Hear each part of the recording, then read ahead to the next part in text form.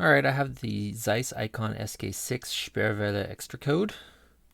Quite a mouthful, I guess, there.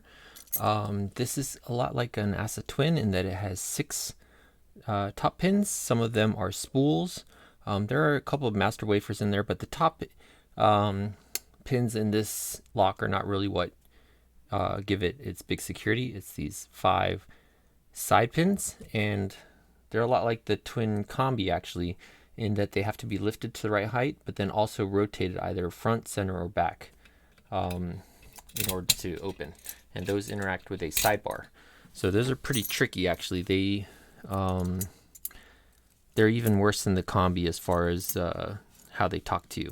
They're pretty difficult. So we'll go ahead and give this a try. I'll probably kind of zoom through the top pins because they're not as interesting. The meat of this lock is really those side pins. So we'll focus mostly on those as we go through the pick here. They're quite a different feeling as far as setting, as far as figuring out how they talk back to you. But I'm going to start in the top. I can go to the back here. 6 is not binding. Click from 5. I think 5 is set. Nothing from 3 or 2. 1 is going up. We'll click from 1. We got some things dropping, but I got 2 to set. 3 feels like, all right, got 3 to set. Back to the front here. Sorry, that's me clicking off wording. Like I said, not going to talk too much here.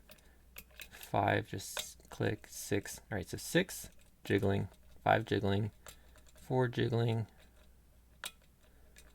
3 feels like a jiggle, 2 feels like a binder. Let's go ahead and get that up a little.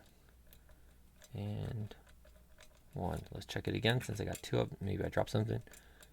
Got 6, 5, 4, 3, 2, and a little click from 1. And I think that probably handles the top. Like I said, top's nothing significant.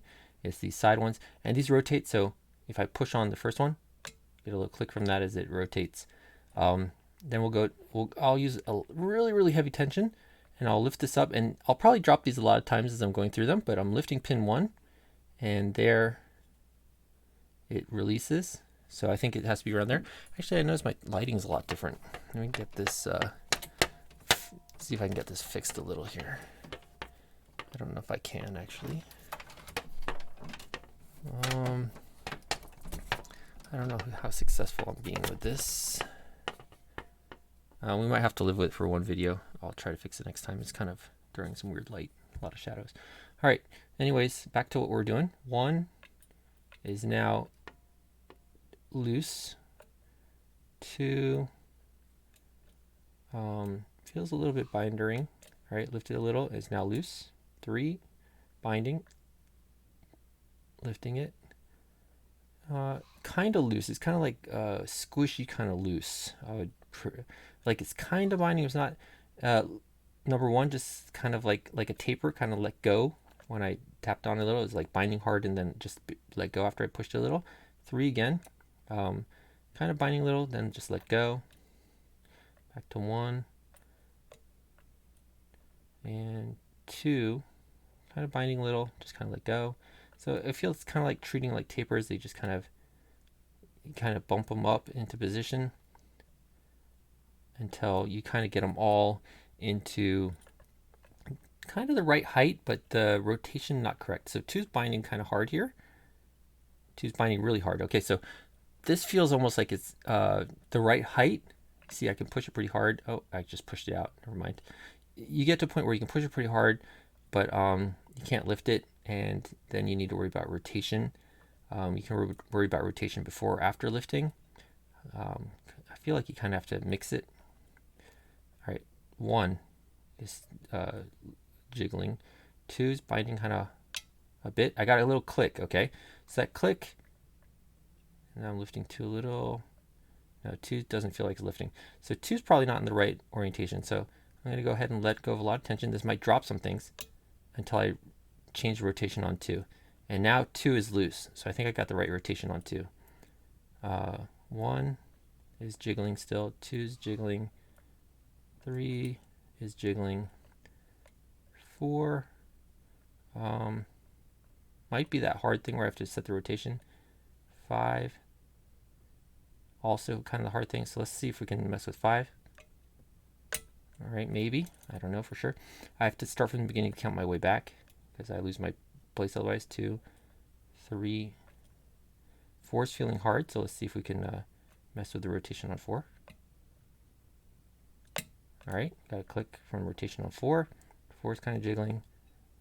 5 is kind of hard. I felt some plug rotation when I tapped 5. So I think it might just be the rotation on 5. Let's try to mess with the rotation on 5. And we're open. So there we go. It's really hard to describe what the feelings are in this. They're not your typical lifted to a gate and you can feel it kind of jiggle. It's like, it's really hard and then it kind of just lets go and it's kind of mushy. And then you don't want to push it higher because there's some weird phenomenon on here actually. If I don't know if I can do it really quick, but if I drop it back,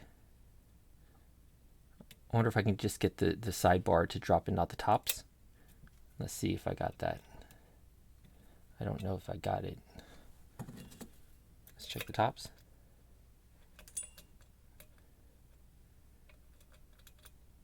Four, 3, 2.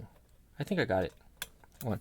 Let's check. So one weird thing I noticed with, so let's say pin 1 here is binding a little. I lift it up, but if I lift it too high, it does this really weird thing where, let me set rotation first. I know no, pin 1 has to be pushed back like that, and then I'll lift it up, and I get to a point where I lift it too high, and it drops all the way back down to the bottom again. But not only does it drop all the way back down, it also loses that rotation, so I had to click it back again. So if I lift it too high, I don't know what it is. What about the sidebar allows it to unrotate and drop all the way back down again? So like it doesn't even just drop to where it binds, it drops all the way to the bottom again. So I don't know what causes that. It's really weird. But in any case, let's go ahead and take a look inside of this. So we're already zoomed out. Get some autofocus on. And some some cutting tools. Zoom in a bit. There we go. All right, so it's got this funky clip on the back. We'll go ahead and pull on that, and actually, let's see, get a fingernail there, and pull on this. Come on. Once I get it loose, it's not too bad. All right, so this side's loose here. Let's see if I can just pull it down. There we go. And then this clip comes all the way off like that, just by pulling. So there's that. And then this part just splits in half like that. And the 2 parts come off. And you'll see that when you're putting it back together, you'll slot that into there. And then you just fold it together. And that'll be that part. This will allow the back to come out. There it comes out like that.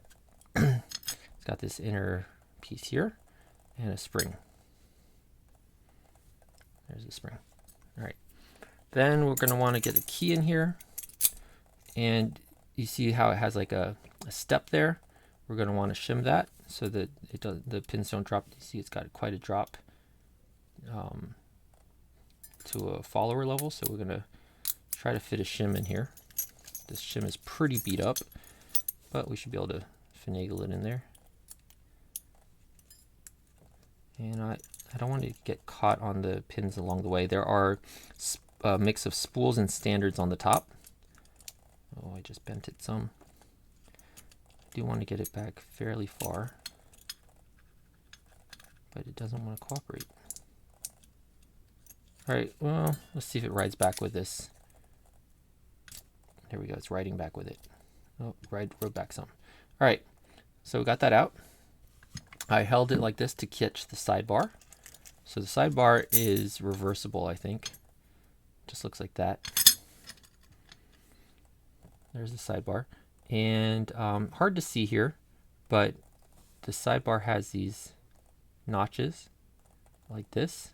They're maybe we can hear that. Okay, so there's a notch there. And that's to catch the rotation of the side pins. To lock the, if you put any tension on here, you're not rotating that side pin. That's why you saw me let off the tension a lot to get that. There are 2 little springs here for this. 1, 2. Okay, let's get rid of some top pins. First one looks like a steel one. Steel, and all these are just standard key pins. So steel, brass, brass, brass. Come on. Okay, there's all those. And then finally, the side pins are held in on, there's no milling or anything on the plug. The side pins are held in with the key, and they got these interesting, they got letters on here to, I guess, signify which one each is. So I can't even read it. QRBFS, I think, or something like that. And that probably tells you what height it is and what rotation it is. So I'll pull that out. And you might say, hey, the top bitting on here looks really dumb. But like I said, the top is not where it's at. The side pins are very effective in this guy. So I'll pull that out. And this side pin, you can see it has vertical grooves on it. And that's what, oh my gosh, this focus is terrible. Those vertical grooves are what interact with the sidebar and prevent it from rotating. When you get to the right height, you get to where that little cut is. And then you see you rotate. And you can see there's a bar in the middle. And the bar stops it from dropping into the sidebar until it's rotated the right direction. So if you have the sidebar, you can see that there's these vertical mills in there.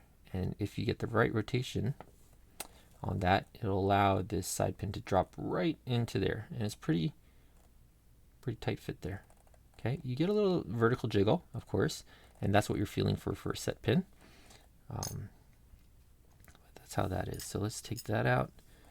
We'll take, oh, that's number 5. So we'll put that guy over here on 5. 4, 3, 2, 1. All the, oh, upside down. All the side pins have the same springs. This one here, the middle one, is actually mastered for rotation. You can see how it has a thin cut there, whereas the next one over has a thick cut.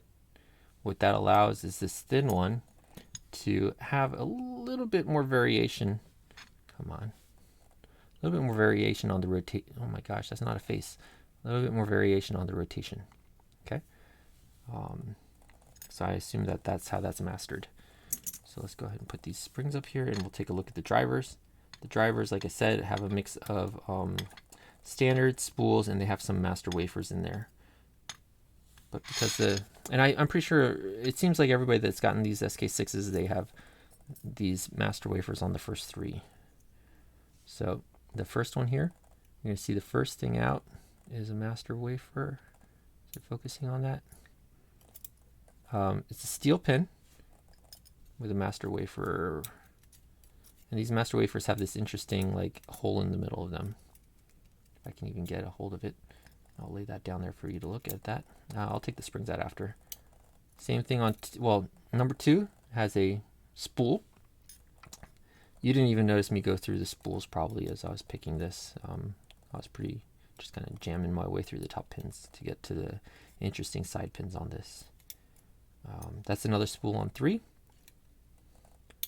4 is another spool, but no master wafer. 5 is a standard, no master. And 6 is a, oops, almost lost 6. 6 is a standard, no wafer. And then, just like the side pins, all the top pins, all the driver pins have just standard springs, which I can't get out.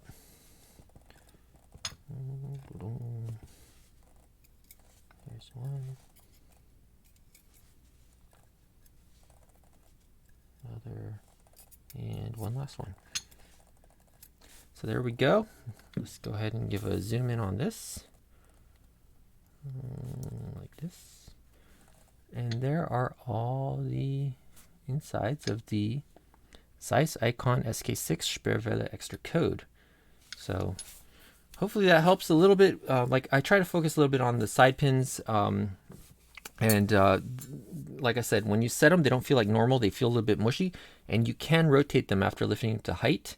You might have to mix in lifting and rotating as you go through them. And when you go to rotate them, you let off a lot of the tension, so you might drop some of them, but don't give up. Just rotate the one you're trying to rotate and then go back to lifting them again. Anyways, thanks for watching.